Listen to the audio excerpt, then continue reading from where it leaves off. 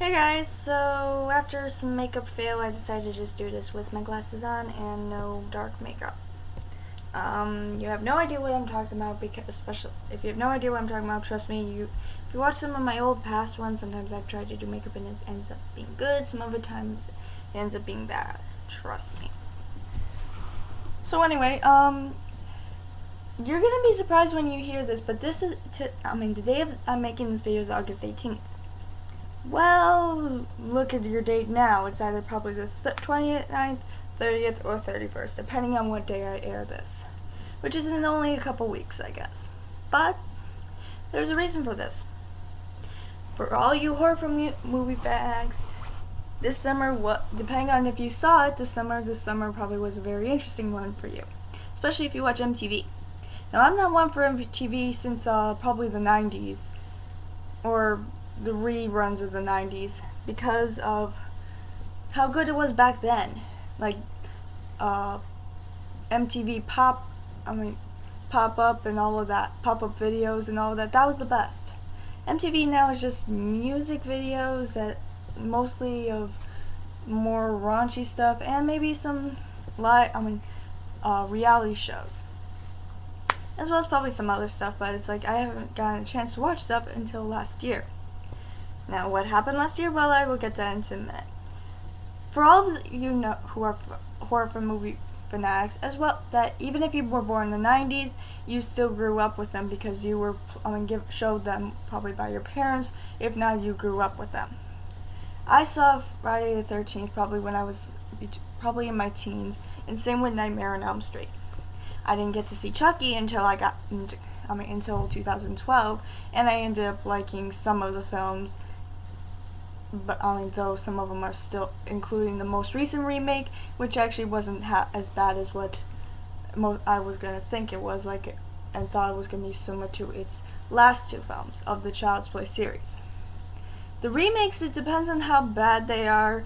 The Friday the 13th and the Nightmare on Elm Street ones were pretty good, decent, and as you all know, there's always going to be another film. The only movies I have not seen yet are the Halloween ones, and that's the only thing I've not seen that is a classic. I actually got to see Silent Hill recently. I got to see I've got to see Leprechaun in the last 2 years. And a couple of other movies, but it's like it all depends on what's available for me. And Jason was one of those ones. While we did have the first one, I didn't exactly get to see it, and every time I get a chance to, it's like I never have the DVD player to myself. So, but there was one series that I always got a chance to see, especially during my summer breaks, when I was a teenager, up till even now. Sometimes I would rewatch horror films. It all depends on who was cast, how good the movie was, and how much made impression on me. Well, the one I grew up with the most was a 3-movie series that eventually became a 4 and now a TV series in the last year.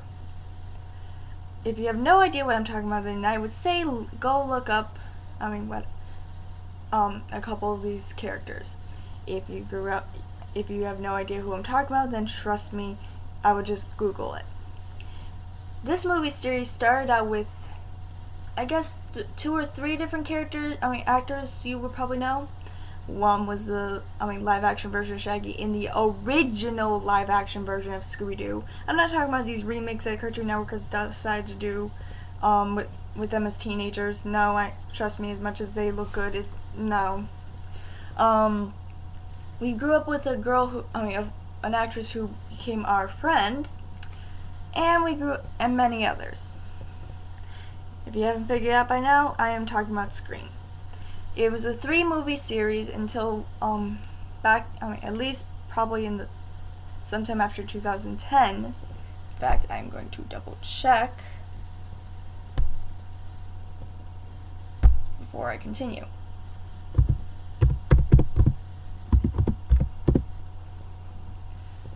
$2011. Not that bad. I wasn't that far off.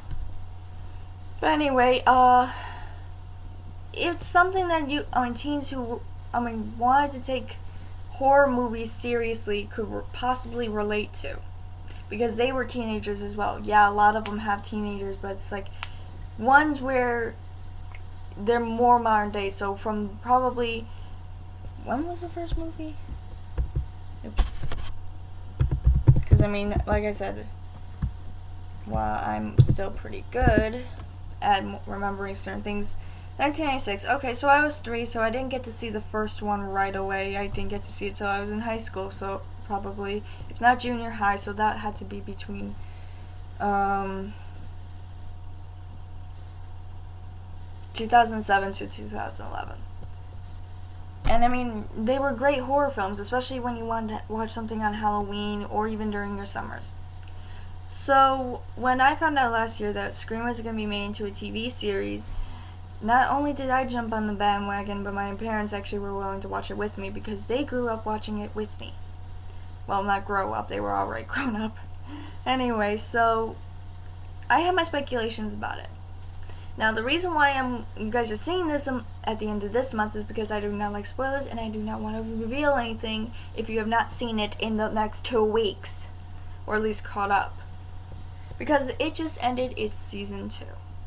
Now, what is Scream about? Well, unlike the first film, which was about this girl named Sydney, who for 4 films, had been traumatized by people in her life that wanted to take revenge on her or something her mother did. This one actually took place in a different, I'm guessing more modern day, where it talked about a girl named Emma Duval, and who is linked to this small little town's killings as of recently. Now, if you haven't seen, now the thing is, the way they made it seem is that they were combining one other film to it that just seemed very similar. I'm not sure if it was, I think it had something to do like Friday the 13th or another similar film. I can't put my finger on it, but it just seems very similar. But pretty much this girl's last 2 years have been going through hell. Now I'm going to talk a little bit about season 1, and then I'm going to including the beginning, the ending, and then go into season 2.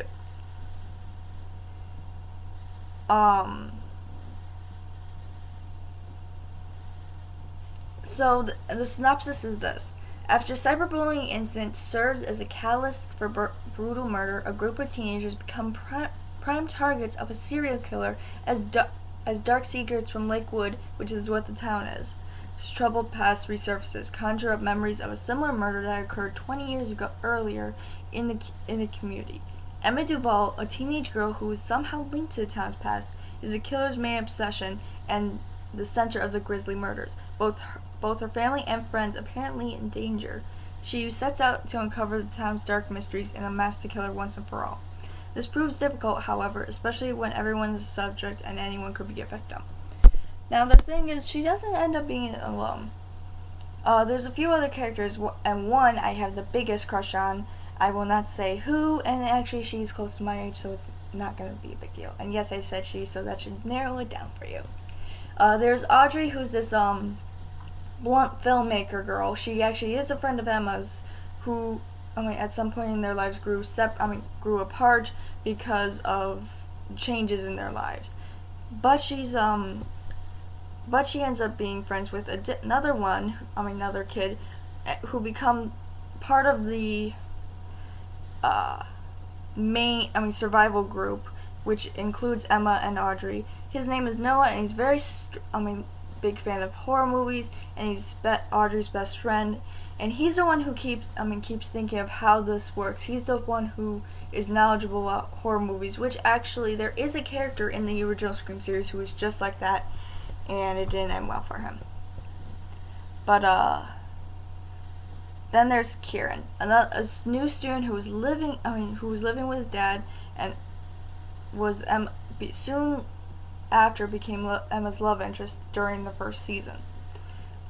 There was as well as his dad, the sheriff of the town, and her mother, Emma's mother, who is a medical examiner, who was more involved in what happened 20 years prior than you realize, as well as the sheriff, as well as a lot of the people in that town, including in the second season. I'm trying to make sure I don't. Oh, jeez, that's through the voice system. Okay. There's also other girls who who are also part of this. I'm trying to think of who the other one is. Because there's a girl, Brooke. Here we go. She is a rich princess, pretty much, but she has is kind-hearted and became Emma's best friend when her and Audrey were growing apart, and actually probably one of the reasons why they did grow apart. There was also a boy named Jake and a couple of other people who did not end up either surviving or not surviving, or survived season 1 but did not survive season 2. So I will get into that slowly, but I'm going to read the part of the pilot.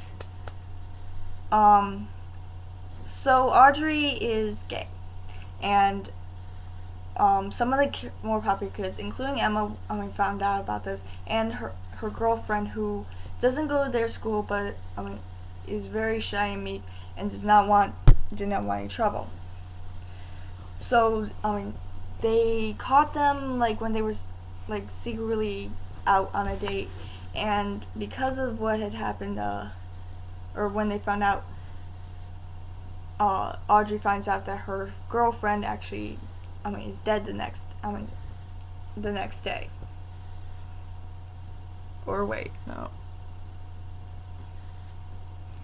Hold on, my bad. Actually, it was one of Emma's friends who dies, this real bitchy girl, and then Audrey's girlfriend.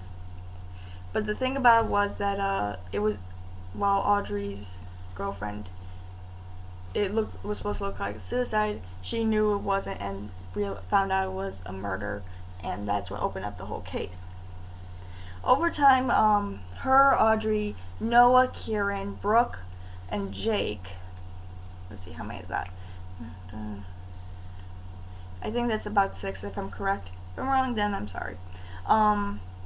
All were kind of banded together to figure out what was going on, what happened 20 years ago that is causing this, because it has to do with a murder about this poor boy who was disfigured when he was born, and people kind of tortured him. And because at some point, during the time that he was around, he had made one friend, which was Emma's mother, but sadly, because she did not like him the way he liked her, he went on a rampage, killing a bunch of people before being shot. And I will reveal a little bit more with that a little later, which is part of season 2. But because there was more to it than meets the eye. Towards the end of the series, we get to find out that Emma's mom actually had been with this poor guy. I'm trying to think of what his name is, or what this character is. Branson, I think his name was. I'm really not sure what his last name was, and it's very hard to keep remembering. But the thing is, she had a child with her, so when Emma found this out, she thought this was the killer, because they were taking revenge that they were they were left to their own devices when they were just an infant. So over time, after many people get killed, we finally get towards the end of the movie or series. I keep thinking it's a movie, and because of this, we find out who the Emma's half sibling is. It was actually a reporter of this famous audio or video blog kind of thing named Piper, and who was also the killer. So she was right about that. But at the end, and before Piper got killed, she said that she had one last surprise, and for Emma. Sadly, she didn't get to say it. Now, at the very, very end, after everything has gone calmed down, even though Emma's towards a psychotic break, pretty much, we find out that Audrey is burning some letters that she had, which makes us think that maybe that she was the surprise. No one really knew, and I didn't know there was going to be a season 2 until the summer started. So here comes season 2. Turns out there's another killer, possibly Piper's accomplice. And they started killing Rampage again.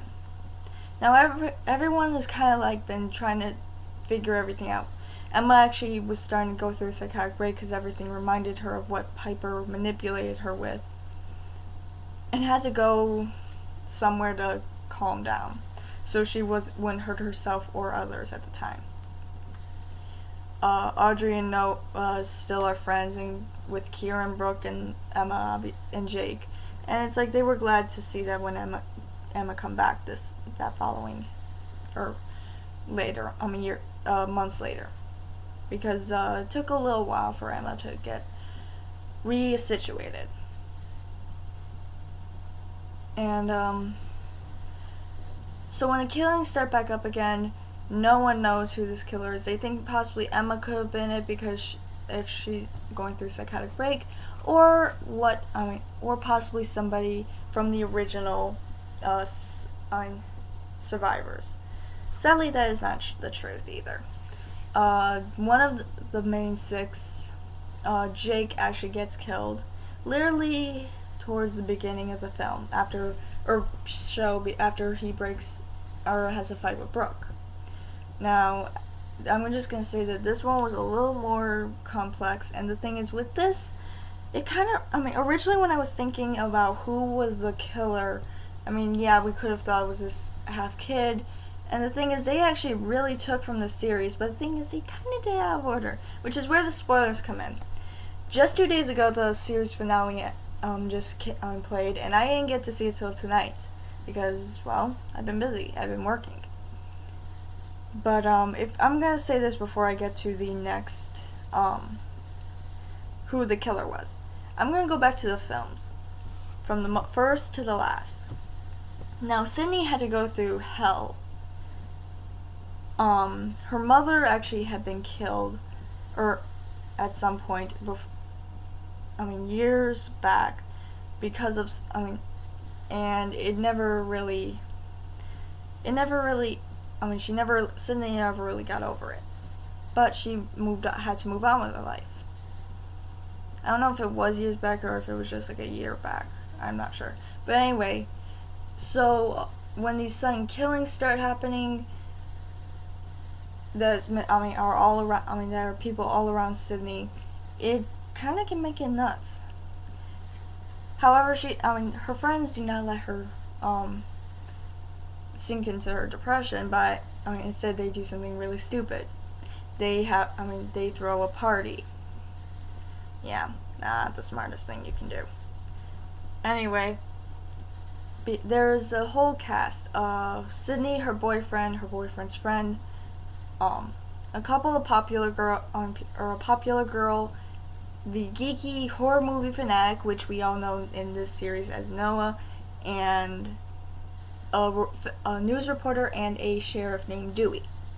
Now, they did make a parody off of this called I can't remember that, Scary Movie, which is pretty much the movie but just turned into a weird ass thing. Pardon my language, but it was, which started the whole parody films. I'm not kidding, this was really one of the first parody films I've ever seen, and it had like 4 different movies as well. But the thing was, no one knew who that killer was in the first movie till the very end. It turned out it was Sydney's ex-boyfriend Billy and his friend, who was played by the guy who plays Shaggy in the live-action film. And they were gonna blame it on media and today, the modern age at the time, which was back in 1996. So yeah, it's a little messed up. But the thing was, Billy kind of took it too far and actually ends up killing his partner in crime. or maybe Sydney shot him. I can never remember. But anyway, luckily enough, not everybody in the group died, and Sydney was able to stop Billy, leaving her, the horror movie fanatic, Gale, and Sheriff Dewey. Gale's the news reporter, as well as maybe one or two other people. Which which continued into the second movie, Scream 2, where her boyfriend and her dead ex-boyfriend's mom band together to kill Sydney and the people she loves all around her, because Mrs. Loomis actually had left Billy when he was young because of some sort of reason. Which brings to obviously, though, Sydney survives, Gale survives, and Dewey survives, at least. I don't know if anyone else survived.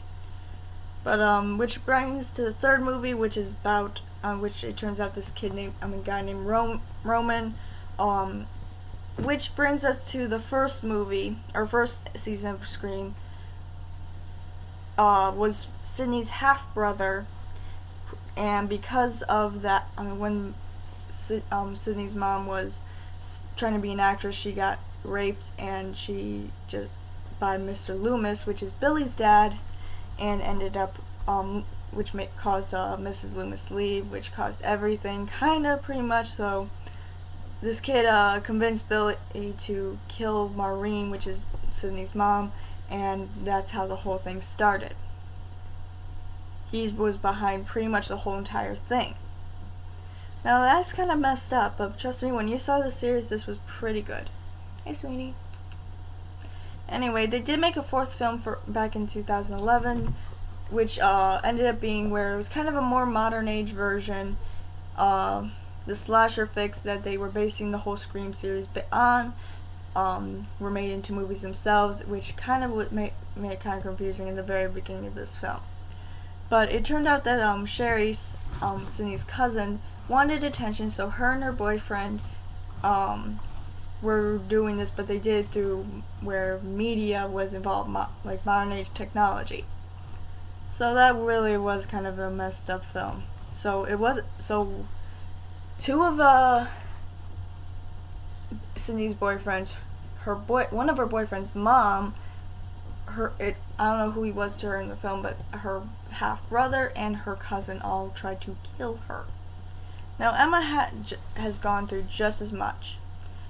Finding out that her mom had an affair with this kid who murdered so many people 20 years ago, and finding out her half-sister is the one who's killing everybody, kind of can make you crazy. Like I said, it kind of can make you crazy. So at the end of this season, everyone was trying to figure out who it was. Some people thought it was Audrey, some people thought it was these two new characters called Eli, and I can't remember who the other one was, because Eli was Kieran's cousin and he was kind of creepy sometimes. Or they thought it was this other kid who was actually the new sheriff's son, who is a great graphic novel designer, but he likes to do horror film. Now the thing about it was, I could never figure it out. Originally I thought it was going to be a boyfriend of some sort, because Emma's first boyfriend actually dies at the end of in some point during the first season, and she actually sees it with her own eyes in person. So this was before Kieran, actually, and then Kieran became her boyfriend. Well, at the end of this film, we finally got to see we got to see who it was. Now the thing is, the killer had said that she was never going to be safe again, and at some point, because the killer was trying to pin it on Audrey and Emma, all of these killings and everything that, for this whole season, that when Kieran actually comes because he thought he heard this killer, because she had just finished calling him saying that she had to do this on her own, then Eli shows up with a stab wound, saying that Kieran did it. Now, Kieran actually shoots Eli. I think it was just a wound, but then he said he was going to keep Audrey and Emma safe again. big mistake, buddy, because you just literally gave yourself away. And I knew that was what was going to be. I just thought it was going to be season 1. So that's what threw me off this season, because I did not know who the heck it was going to be. Now the thing was, I didn't know if anyone else noticed this, but in this last episode, Kieran's hairstyle actually kind of changed from the normal going back hair, which isn't that big of a deal because I'm used to seeing this guy on a TV show of mine. I think it's The City of Bones, or it could be something else. But it's like I'm so used to seeing him with this one hairstyle. It's like I could never and then with the Scream hairstyle, I could never see him with anything else. But this was actually very interesting. Kieran's hairstyle in this last episode actually looked like Billy's hairstyle in the whole film, or the whole first movie, where it was kind of slick and oily. And I know while he had slick back for the most of the film, it actually kind of went together, but went where it was split that kind of in the middle with a little bit of curl, which is what Kieran's looked like. So literally, and he was a Piper's accomplice, and he had known so literally they take what the third movie and all the reasons for the first movie into these two series, but they just did them out of order. They made it where Piper, who was Emma's half sister, and Kieran, who was whose dad actually had an affair with Emma's mom at some point, and met and decided that they had a lot in common. And she convinced him that killing was better than therapy. And when Audrey had sent Piper some letters revealing where Emma was and finding about everything, then pretty much that was what set it all off. So while Audrey isn't exactly to blame, she is a little bit, but I'm not gonna care about that. Now the thing is that with this recent last episode, there actually was a pretty good song, so don't be surprised if you see me here singing this. And I'm actually gonna read you a stanza.